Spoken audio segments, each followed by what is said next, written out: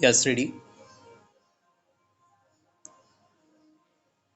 Yes, ready. Start.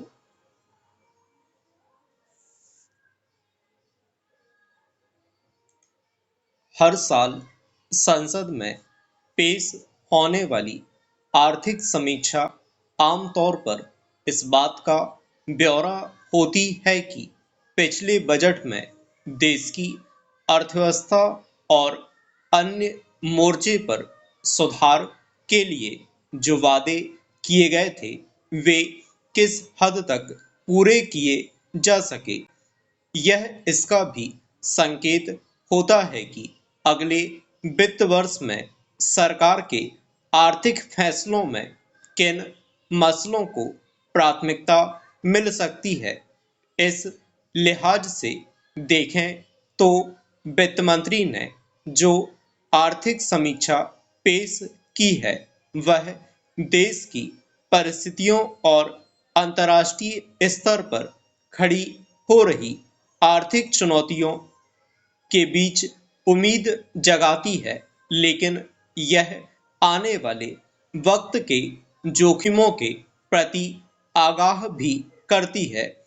समीक्षा में वित्त वर्ष 2026-27 में सकल घरेलू उत्पाद वृद्धि दर 6.8% से 7.2% के बीच रहने का अनुमान जताया गया है। विदेशी पूंजी प्रवाह में कमी के कारण रुपए पर प्रतिकूल असर और बीते वर्ष भारतीय मुद्रा में कमजोरी के बावजूद यह अनुमान अर्थव्यवस्था में स्थिरता का संकेत देता है। हालांकि समीक्षा में विकसित भारत और वैश्विक प्रभाव का लक्ष्य हासिल करने के उद्देश्य से मजबूत और स्थिर मुद्रा को एक स्वाभाविक जरूरत बताने के समानांतर रुपए के मूल्य में गिरावट को हानिकारक नहीं माना गया, क्योंकि यह भारतीय वस्तुओं पर अमेरिकी शुल्क में इजाफे के असर को कुछ हद तक कम करता है। दूसरी ओर यूरोप के साथ मुक्त व्यापार समझौते को लेकर यह उम्मीद जताई गई है कि यह भारत की विनिर्माण, प्रतिस्पर्धात्मक निर्यात और रणनीतिक क्षमता को मजबूत करेगा। समीक्षा के मुताबिक अनिश्चित वैश्विक माहौल में भारत को घरेलू वृद्धि को प्राथमिकता देने की जरूरत है और इसके लिए वित्तीय सुरक्षा उपायों और नकदी पर ज्यादा जोर देना चाहिए।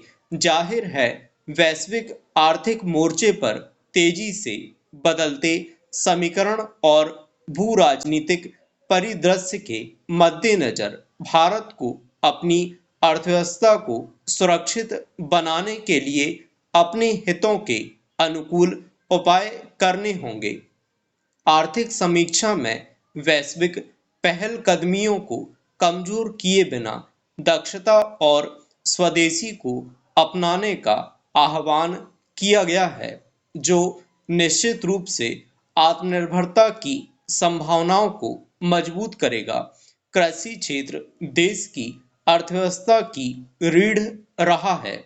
इस बिंदु पर सर्वेक्षण में यह कहा गया है कि कृषि निर्यात में व्यापार नीति का उपयोग कीमतों और उत्पादन में अस्थिरता के बीच अल्पकालिक उद्देश्यों को पूरा करने के लिए किया जाता है, मगर बार बार नीतिगत बदलाव आपूर्ति श्रृंखला को बाधित करते हैं। यह देखने की बात होगी कि समीक्षा में जाहिर इस चिंता के संदर्भ में बजट की क्या दिशा होती है।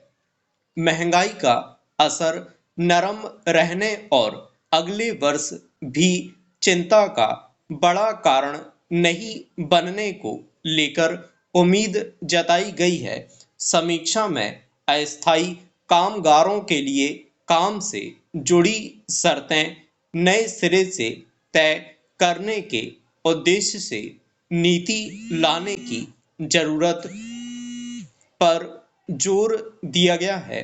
इसके अलावा नागरिकों की सेहत की सुरक्षा के मद्देनजर अधिक वसा और चीनी वाले अत्यधिक प्रसंस्कृत खाद्य उत्पादों की बढ़ती खपत पर चिंता जताई गई है और इन उत्पादों के विज्ञापनों पर प्रतिबंध लगाने का सुझाव भी दिया गया है। आर्थिक समीक्षा में कई राज्यों में लोक लुभावन घोषणाओं और नकद अंतरण के कारण राजस्व घाटा बढ़ने को लेकर भी चिंता जताई गई है। पूर्णविराम।